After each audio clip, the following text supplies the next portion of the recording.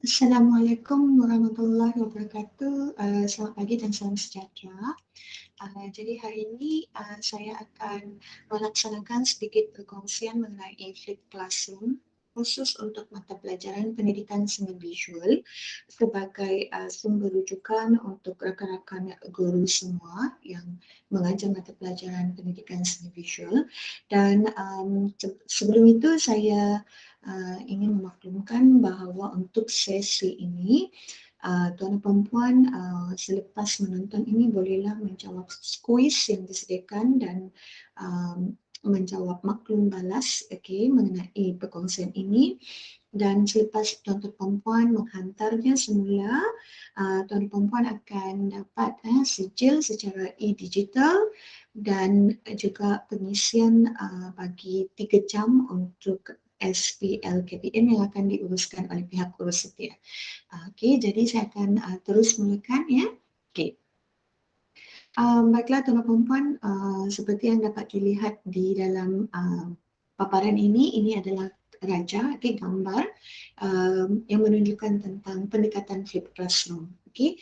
Jadi kalau tuan-tuan perempuan ingat ya masa pengumuman pembukaan sekolah yang disampaikan oleh YB Menteri Pendidikan kita, beliau ada menyebut perkataan flip classroom sebagai salah satu cadangan pendekatan PDPE yang guru-guru boleh laksanakan ya, terutamanya yang melibatkan PDPR 50% tu, okey. Jadi apakah yang dimaksudkan dengan flip classroom? Kalau kita tengok gambar ni macam terbalik kan, tapi sebenarnya bukan. Apa yang terbalik tu? Okey. Sebelum tu mungkin sedikit perkenalan mengenai flip classroom. Flip classroom ni ia juga dikenali sebagai inverted classroom. Okey, ia adalah satu kaedah pembelajaran yang berpusatkan murid. Sebenarnya ia ni sudah lama ya, kalau dimula diperkenalkan pada tahun 2000. Jadi sekarang ni tahun 2021. Just imagine how long is it kan? Sudah lama. Cuma dia menjadi lebih popular pada tahun 2009 lah apabila ia dilaksanakan ya secara atas talian oleh Bergman and Sons. Tapi di negara kita, dia semakin menjadi orang kata sebutanlah popular pada tahun lepas ya, apabila pandemik COVID-19 melanda negara kita kan. Jadi ramailah guru yang telah melaksanakan PDPR-nya dengan menggunakan pendekatan flip classroom. Tapi mungkin ada juga guru yang sudah apply flip classroom ni tapi tidak sedar atau tidak mengetahui bahawa itu adalah flip classroom. Okey. Jadi apakah yang dimaksudkan dengan flip classroom ni? Okey. Kalau kita imbas balik gambar tadi, dia kata terbalik kan. Jadi terbaliknya di sini maksudnya ialah kaedah itu. Okey. Dia sangat berbeza daripada kaedah pembelajaran konvensional. Saya bagi contoh, kalau zaman dulu lah masa saya sekolah kan, pada masa itu, saya tidak tahu apa yang cikgu akan ajar pada hari sebenar pembelajaran PDP yang sebenar. Jadi saya datang ke sekolah, saya masuk kelas, saya duduk dan saya hanya mendengar. Mendengar apa yang cikgu akan sebut. Mungkin cikgu akan kata contoh, hari ini kita akan belajar melukis pemandangan contohnya kan gitu. Jadi cikgu pun explain lah macam mana kita mau lukis pemandangan ni kan, dia mesti ada ini, itu, ini semualah. Jadi sebagai pelajar ni sebagai murid hanya mendengar. Kemudian habis penerangan guru, guru akan bagi tugasan kan. Mungkin dia akan arahkan murid-murid untuk buat latihan kan, atau terus menghasilkan lukisan.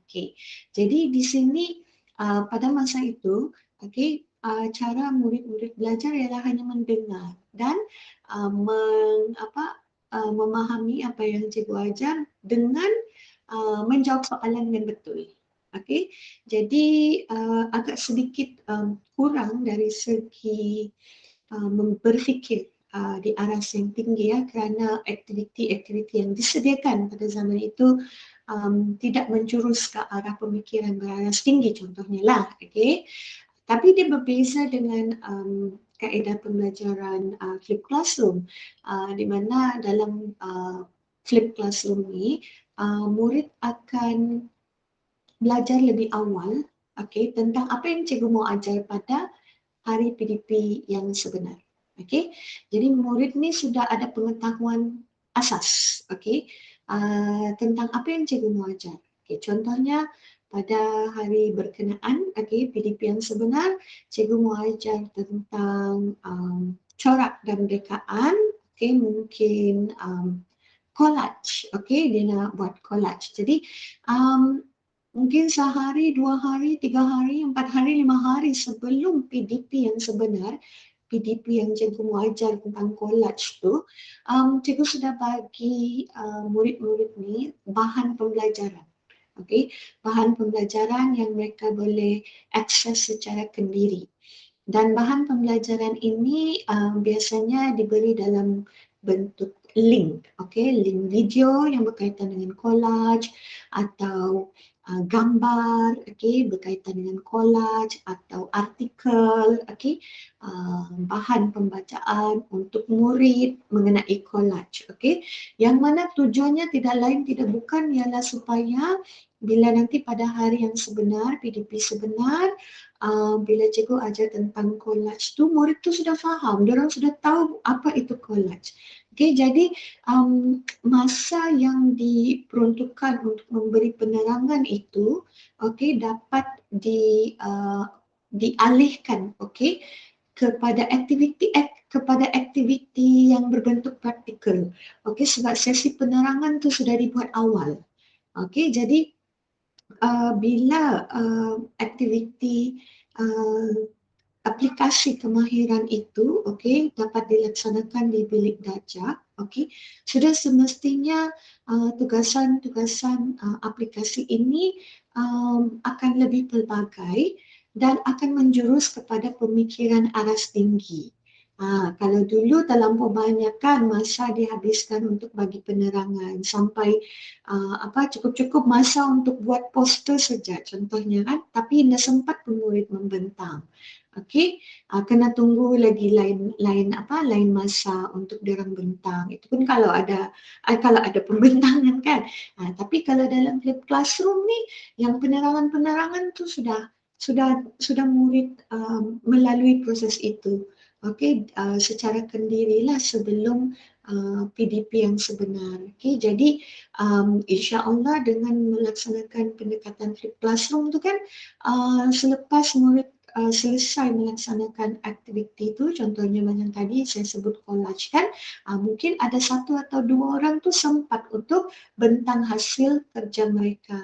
Okey, jadi inilah yang dimaksudkan dengan pendekatan flip classroom. Okey, tapi dalam flip classroom ni dia bukan itu sahaja tau, dia ada lagi pelbagai peringkat. Okey, dia ada satu proses, okey, untuk melaksanakan flip classroom ni dengan terancang lah.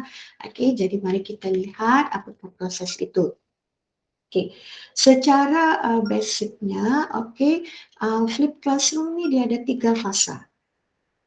Okey, untuk melaksanakan flip classroom ni, fasa yang pertama ialah konsep exploration, fasa yang kedua ialah meaning making dan fasa yang ketiga ialah demonstrations atau applications. Jadi bagi perkongsian pada hari ini, saya akan tunjukkan okey satu persatu dengan menggunakan contoh berdasarkan DSKP. Okey, DSKP Pendidikan Seni Visual tahun 5. Jadi saya pilih ini, okey. Okey, contohnya saya memilih untuk melaksanakan aktiviti bahasa seni visual standard kandungan lah, sebab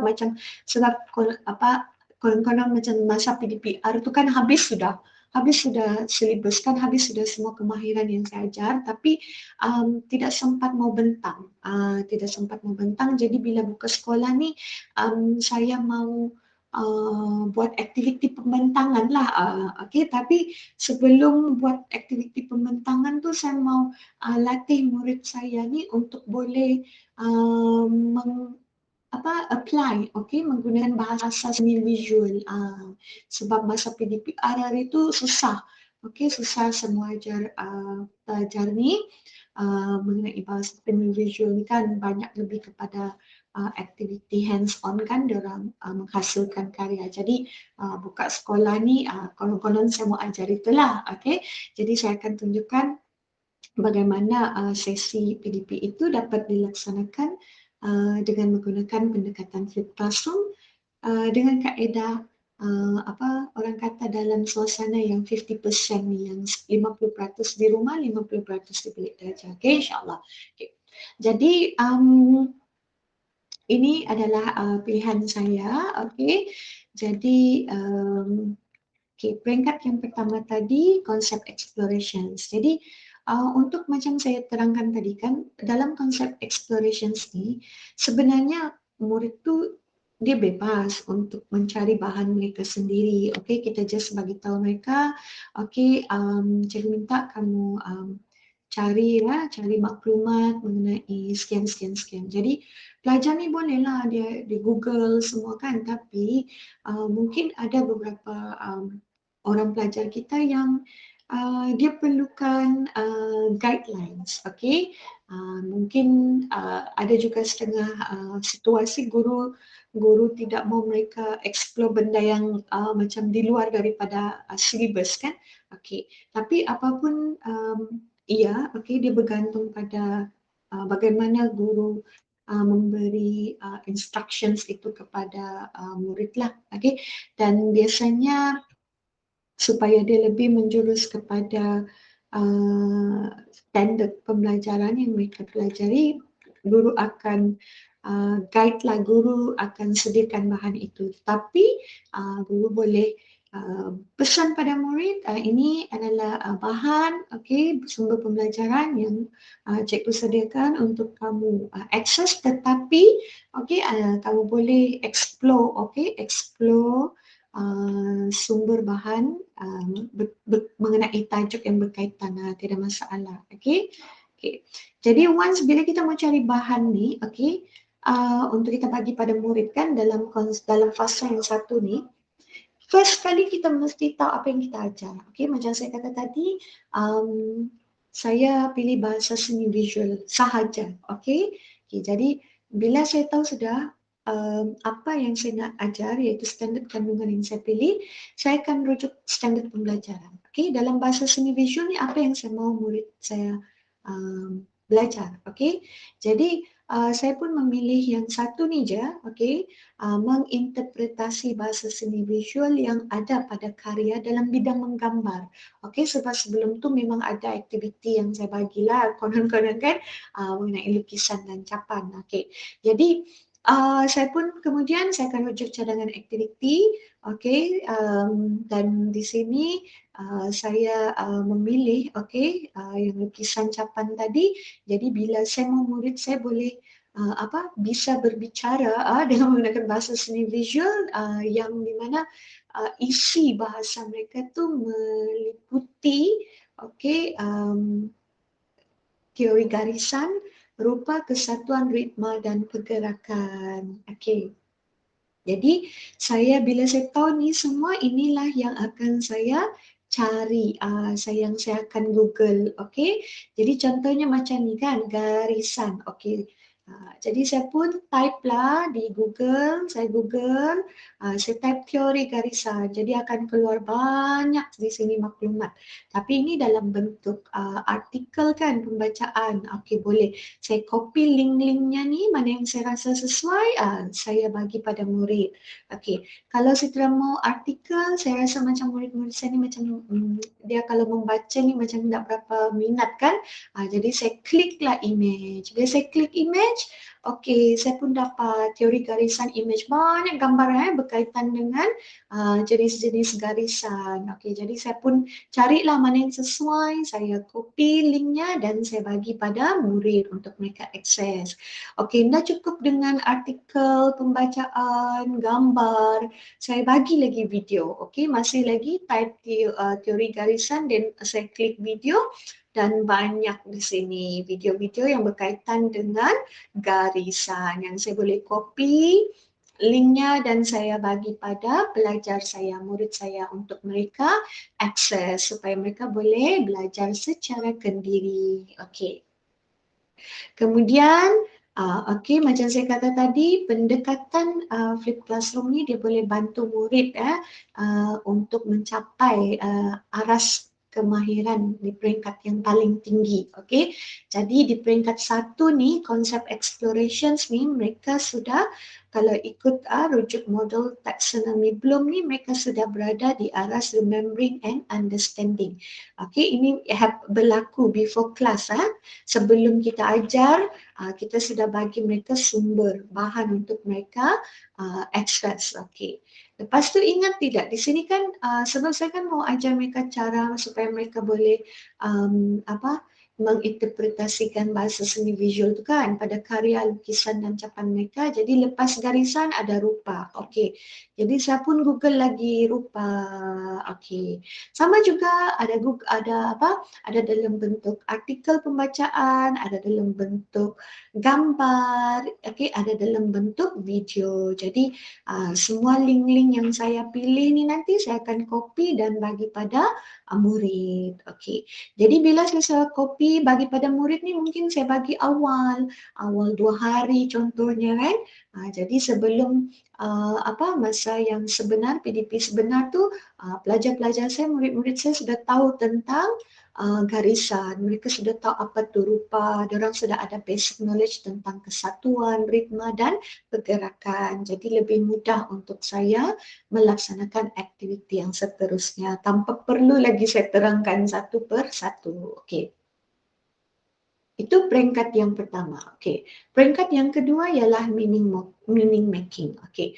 Dalam peringkat meaning making ni, selepas saya sudah bagi pelajar-pelajar saya link-link ni kan, okey, untuk mereka belajar akses secara kendiri. Jadi pada waktu PDP yang sebenar itu, okey, saya boleh terus melaksanakan aktiviti bahasa seni visual, tapi okey, sebelum itu saya mau cek dulu kan sejauh mana kefahaman ataupun tahap penguasaan murid-murid saya ini berkenaan dengan garisan, berkenaan dengan rupa, pergerakan, ritma dan semua tu kan. Dan dalam masa yang sama saya pun mau cek lah ada orang baca atau tidak artikel yang saya bagi.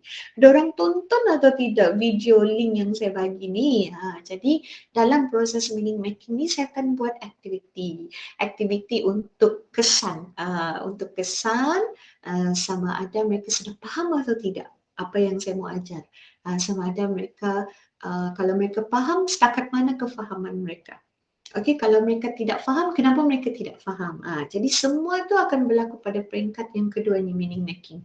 Jadi untuk tujuan ini, apa yang saya boleh lakukan ialah saya mungkin akan buat aktiviti kuis. Sebab saya mau cek kan ada orang ni faham atau tidak tentang garisan, rupa, kesatuan, ritma dan kontra. Okey, kontra dan pergerakan. Saya dapat hadiah, sorry ya, sekejap. Dari mana ni? Dah kita punya bengkel itu, sudah sampai mana? Oh, thank you. Okey, sorry ya tuan dan puan-puan, jadi kita sambung. Okey, jadi bila saya membuat kuis ni, saya bukanlah terus tanya-tanya macam tu saja kan. Saya mestilah tanya berdasarkan standard pembelajaran. Okey, jadi untuk itu saya akan rujuk di sini. Okey, rujuk apa soalan yang saya mesti mau tanya. Okey, dan dalam masa yang sama, soalan-soalan yang saya tanya tu, dia mestilah ada kaitan dengan sumber-sumber bahan pembelajaran yang saya bagi. Kan macam contohnya saya bagi mereka ni kan jenis-jenis garisan ada gambar. Jadi soalan-soalan saya akan tanya contohnya sebutkan nyatakan okey kalau secara yang PDP bersemuka tu yang secara face to face saya boleh minta mereka sebutkan kan. Okey sebutkan jenis-jenis garisan yang kamu tahu contohnya.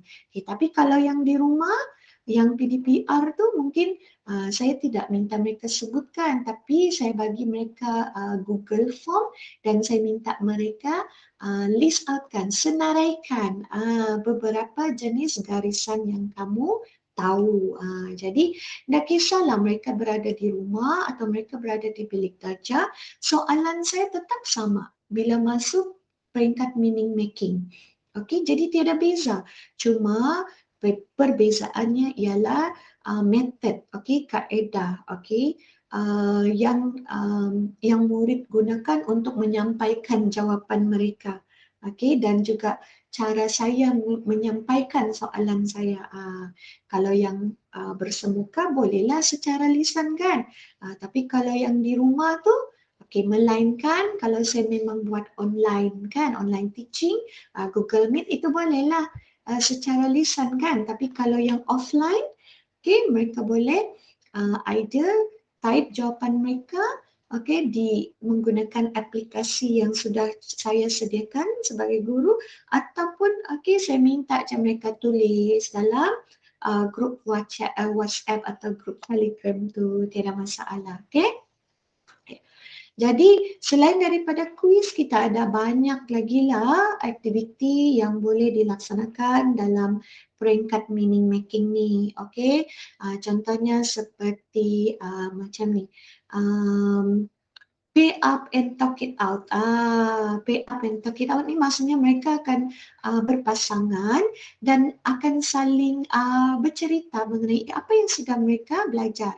Contohnya mungkin cikgu mahu mereka ulas tentang video yang dorang sudah tonton kan yang cikgu bagi.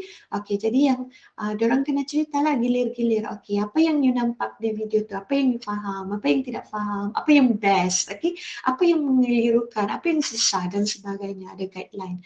Okey, begitu juga aktiviti exit card. Okey, dalam kalau siapa yang memang biasa melaksanakan aktiviti Pak 21 kan, kita ada entrance card dan exit card.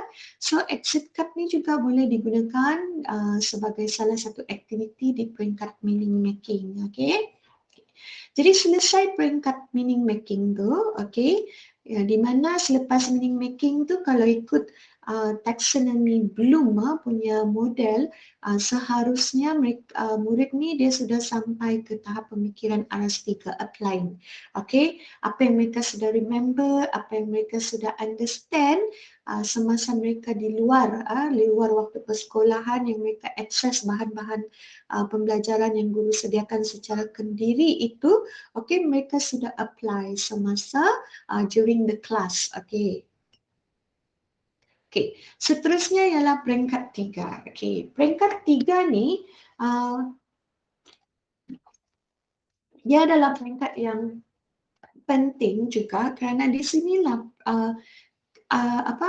kemahiran aras tinggi itu boleh dicapai. Okay, di peringkat ketiga ini, di mana guru akan melaksanakan tugasan-tugasan yang berbentuk penyelesaian masalah, membuat eksperimen, membuat pembentangan dan seumpamanya, di mana kebanyakan aktiviti di peringkat ini murid akan mengaplikasikan. Okay, mereka dapat peluang untuk melaksanakan kemahiran menganalisa, menilai dan juga mencipta. Okay. Ini adalah contoh, okay. Kalaulah tadi kan saya kata saya memilih untuk melaksanakan PDP bahasa seni visual di mana saya akan minta murid untuk menginterpretasikan okay, bahasa seni visual yang ada pada karya dalam bidang menggambar yang mana saya memilih lukisan dan capan. Okay, jadi saya akan buat aktiviti pembentangan.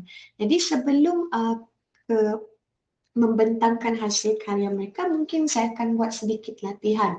Okay, saya akan paparkan, tunjukkan karya, okay, karya dan saya minta murid saya untuk membincangkan, okay, memberi pandangan mereka terhadap karya yang saya tunjukkan itu dengan menggunakan bahasa seni visual, okay, di mana dalam mereka berbahasa seni itu perlu ada konten dari segi garisan, rupa, kesatuan ritma dan pergerakan. Jadi kalau yang murid lemah tu mungkin saya sediakan skrip.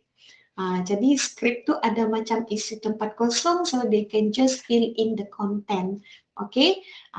Kemudian selepas beberapa siri latihan macam tu, barulah saya akan minta mereka buat projek.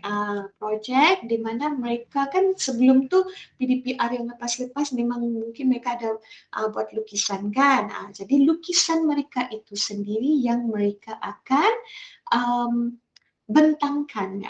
Mereka akan share apa yang mereka lukis itu dengan menggunakan bahasa seni visual. Jadi dalam masa yang sama, masa pembentangan tu rakan-rakan lain boleh bertanya, okay, dan memberi juga pendapat mereka. Okay. Jadi itu kalau yang PDP yang bersemuka face to face, kita boleh buatlah dengan SOP murid duduk tempat sendiri dan mereka akan show mereka punya lukisan dan mereka akan bercakap, okay, tentang hasil karya mereka. Okay. Jadi murid yang lain akan lihatlah.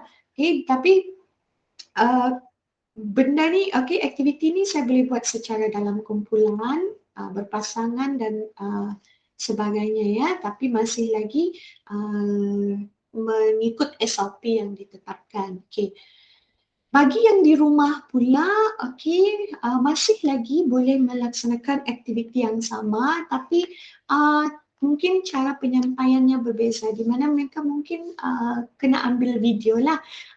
Okay, kena ambil video dan send video itu pada guru. Okay. Tapi itu kalau yang offline. Kalau yang online senanglah, diorang just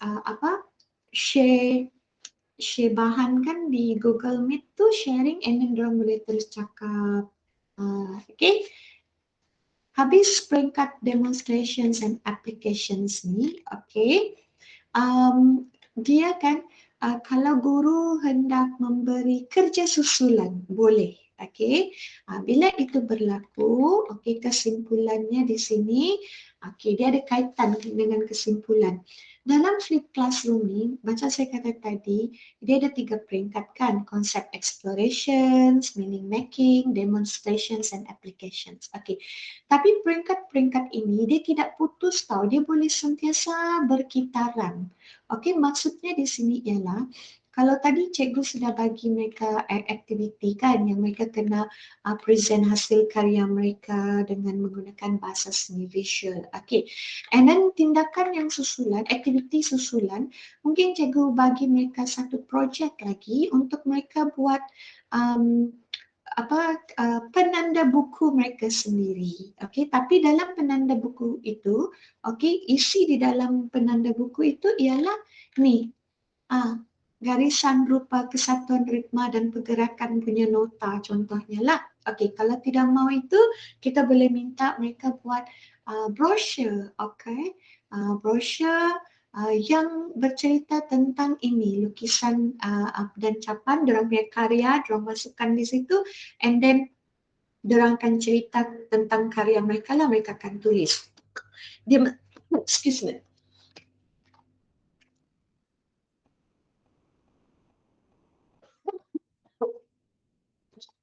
Dia macam seolah-olah murid ni bersedia untuk pameran lah, galeri.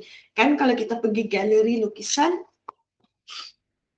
kita akan dapat satu risalah kan mengenai lukisan tersebut. Okay. Kalau yang buat personal gallery exhibitions tu, Okay, jadi macam ala-ala itulah projeknya. Jadi diorang boleh buat projek ini selepas selesai sesi PDPR, sesi PDP inilah. Okay, macam kita orang punya homework lah, alright. Dan bila itu berlaku, mereka akan masuk balik ke peringkat concept explorations, okay. And then after that meaning making, kemudian mereka akan display lagi mereka punya projek itu dan dia akan berkitaran lah, okay. Ini adalah beberapa soalan yang sering ditanya oleh guru-guru mengenai flipped classroom. Okay. So, adakah flipped classroom ni hanya boleh dipraktikkan menggunakan teknologi? Jawapannya yes. Okay. Memang basically flipped classroom ni dia memang menggunakan teknologi. Jadi kalau macam tu, macam mana kita mau apply flipped classroom sekiranya murid tidak ada akses kepada penggunaan teknologi. Peranti pun tiada, internet pun tiada, kan? Okay, jadi sebenarnya boleh. Okay. Ini berdasarkan perkongsian dapatan daripada saya dan juga rakan-rakan SIS yang lain. Okay. Dengan merujuk kepada guru-guru yang memang sudah buat flipped classroom. Okay. Dia bergantung pada situasi yang guru tu hadapilah, okay, latar belakang muridnya tu. Okay, contohnya, okay, sekiranya murid tu memang tiada peranti, kan, tiada internet, semua tiada, ada guru yang akan print out bahan tu dan bagi pada murid, okay. Contohnya kalau macam kita bagi sumber bahan tu dalam bentuk artikel, kan, link tadi mana saya tunjuk yang ni, ya. Okay, yang ni kan. Okay, so guru akan print ni dan bagi pada murid tu. Okay, kalau yang video pun guru akan screenshot beberapa tayangan di dalam video itu yang penting dan dia akan print dan bagi pada murid. Okay, kalau yang bentuk gambar ni pun sama, guru akan print dan bagi pada murid. Jadi muridnya tu akan akses, dapat akses sumber pembelajarannya yang sama, mereka akan dapat maklumat yang sama, okay. Cuma cara mereka dapat maklumat tu berbezalah. Bagi yang ada internet, ada peranti, diorang akan boleh terus klik link, kan. Tapi bagi yang tiada tu, diorang akan rujuk melalui bahan cetakan yang guru sudah sediakan lah, okay. Kemudian ada juga guru yang memaklumkan kepada saya, mereka buat kaedah ini kes yang sebelum COVID. Okay. Bagi murid yang memang tiada handphone, tiada internet ni, kan, sebab dalam konsep exploration tu kan guru akan bagi sumber bahan pembelajaran tu lebih awal. Jadi kalau let's say lah guru bagi awal macam kelas PSB once a week, kan, contohnya, okay, guru akan bagi a week earlier. Okay, jadi kalau a week earlier ni guru masih ada dalam 5 hari lah. Okay, jadi dalam masa 5 hari tu guru sudah kenal pasti siapa murid-murid yang tiada akses kepada teknologi ni, dia akan panggil. Waktu rehat dia akan panggil, duduk di sebelahnya, dia akan kasih pinjam dia punya laptop atau iPad, kan. So murid akan boleh baca ataupun tonton video ataupun artikel yang guru mau mereka baca lebih awal tu. Okay.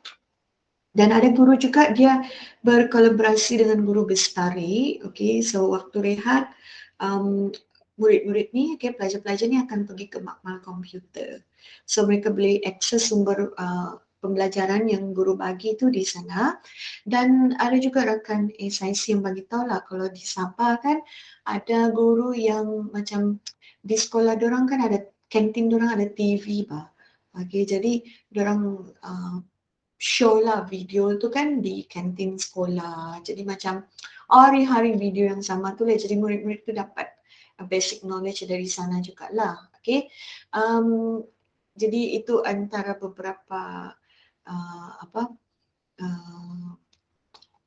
pengalaman guru lah yang mereka kongsikan, kan, macam mana mereka handle student yang memang tidak ada akses penggunaan teknologi ni lah.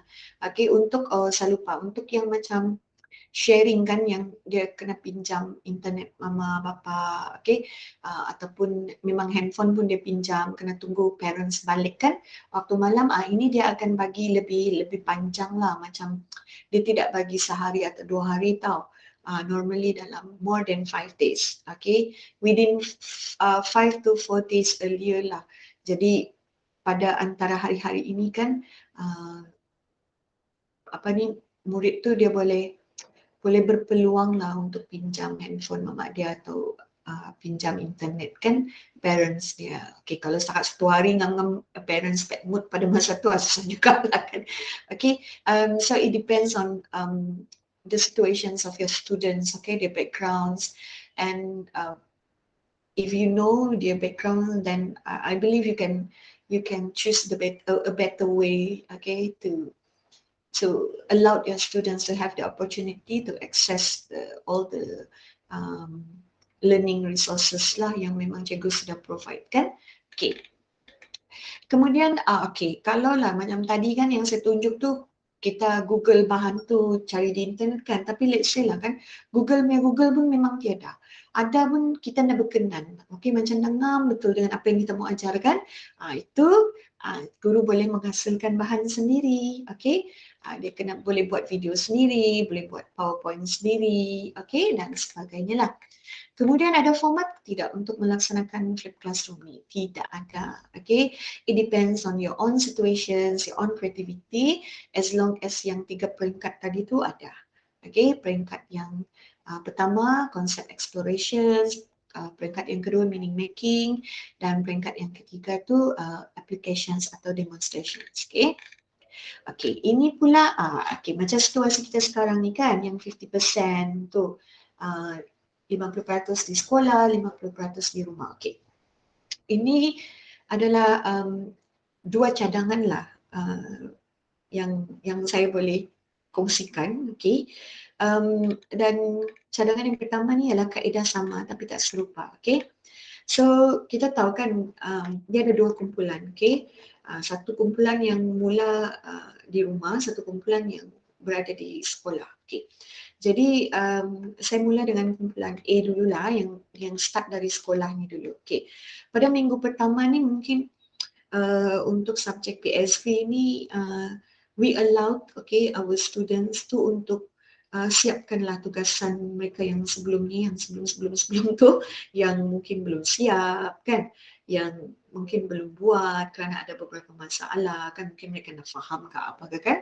Jadi pada minggu ni memang kita allowed lah, kita buka, okay, ini cadangan lah, okay, it's better daripada kita terus bagi lagi satu tugasan, sedangkan tugasan-tugasan yang sebelum tu pun belum siap, okay. Tapi let's say lah kalau mereka sudah siap, tiada masalah lah, cikgu boleh teruskan, okay. Dan pada fasa ini, pada minggu ini sebenarnya dia beri peluang pada kita untuk check tahu, untuk kesan sejauh mana tahap penguasaan dan kemahiran murid-murid kita. Okay, mereka sudah faham ke tentang capan? Mereka sudah boleh buat ke? Okay, tugasan yang ini, mereka faham ke ini, itu, ini. So, masa ni lah kita boleh kesan dan daripada aktiviti tu, barulah kita boleh decide, okay, part mana yang kita kena buat ulang kaji balik, part mana yang kita boleh teruskan, okay, bagi pengayaan, part mana yang kita perlu pemulihan, okay. Dan kemudian pada hari terakhir, pada minggu yang berkenaan tu kita akan bagi mereka sudahlah sumber-sumber bahan pembelajaran, okay, untuk mereka study sendiri, okay, sebelum sesi pembelajaran yang sebenar itu dilaksanakan pada minggu hadapan. Di mana pada kumpulan A ni kan diorang minggu ni, okay, diorang di sekolah, okay, tapi minggu depan diorang di rumah. Jadi bila diorang di rumah, okay, diorang akan buat aktiviti yang ini tahu, base yang link yang cikgu sudah bagi awal-awal ni. Okay, jadi bila pada minggu yang kedua mereka berada di rumah ni, okay, mereka akan akses lah, mereka akan buat pembelajaran sendiri.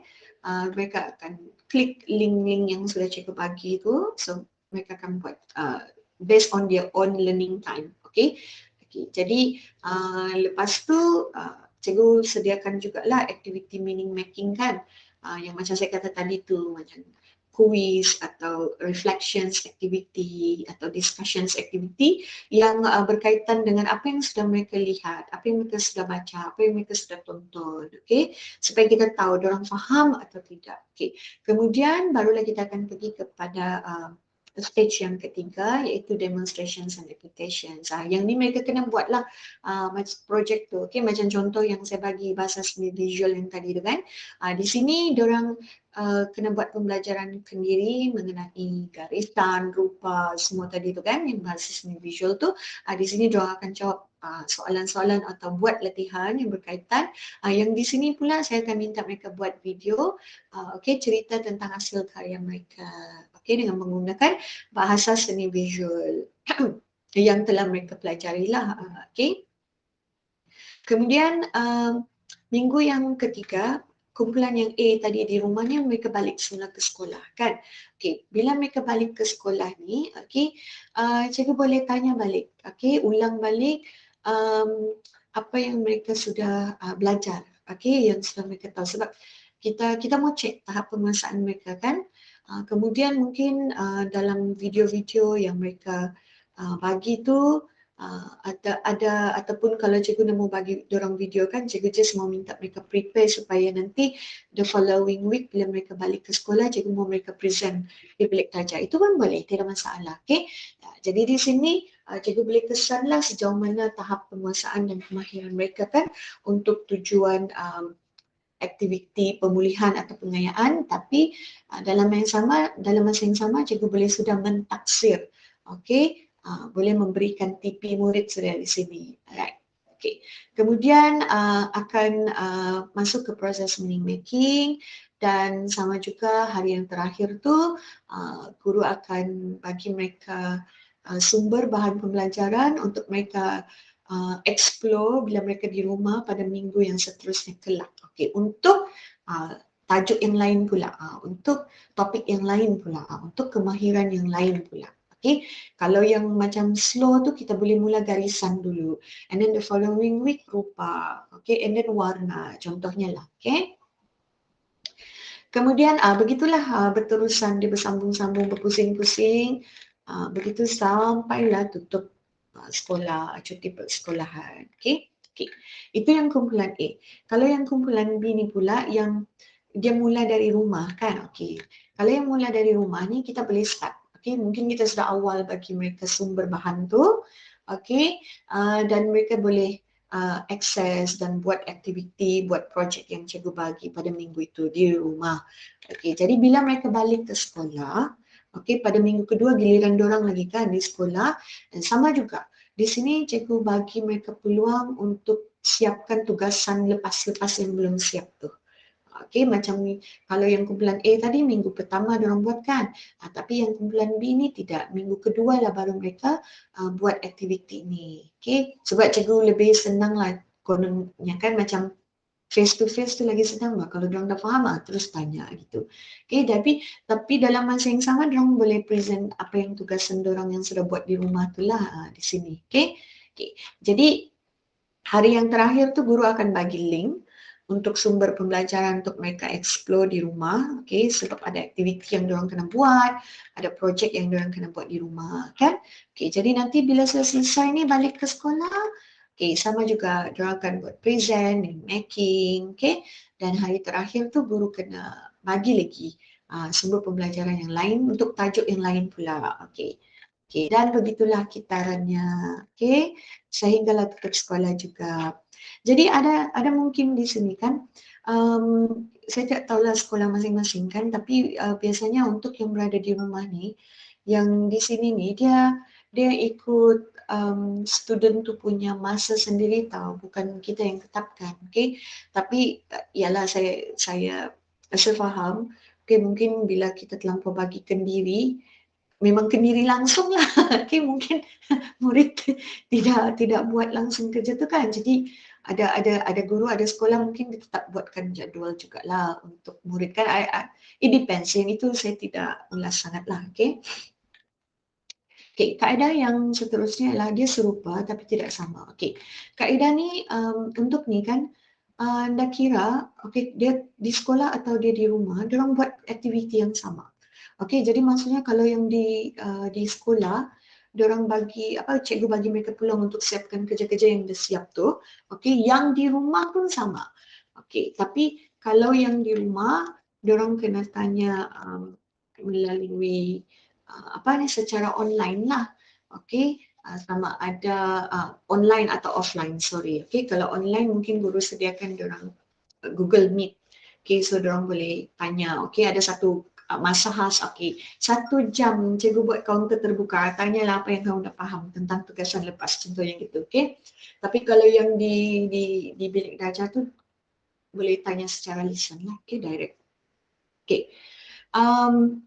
Kecuali, okay, untuk kalau macam sekiranya guru dia mempunyai, memang dia punya kemahiran ICT memang advance, okay. Lepas tu dia ada lagi gadget peranti yang memang orang kata super advance lah, memang canggih, okay. Yang itu dia boleh buat live classroom. Best juga kan, okay. Maksudnya dia mengajar di bilik darjah, okay, masa dia punya jadual kan. Dalam masa yang sama dia buat live juga. Jadi murid yang di rumah tu dapat tengok juga apa yang dia buat di bilik darjah. Okay, jadi kalau yang di sekolah tu, yang di bilik darjah tu boleh tanya soalan dengan guru face to face. Yang di rumah pun boleh tanya. Okay, itu memang best juga lah. Tapi macam saya kata tadi lah, dia perlu kemahiran dan apa peralatan. Okay.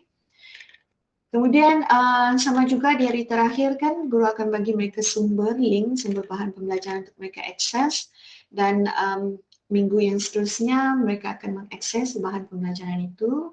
Mereka akan buat meaning making dan mereka akan buat projek tugasan, okay, yang guru bagilah. Okay, jadi kalau yang di rumah tu mereka akan buat aktiviti ni secara kendiri, okay. Tapi yang di sekolah, okay, mereka akan buat di depan guru lah, okay, kalau yang meaning making dengan demonstration applications tu lah.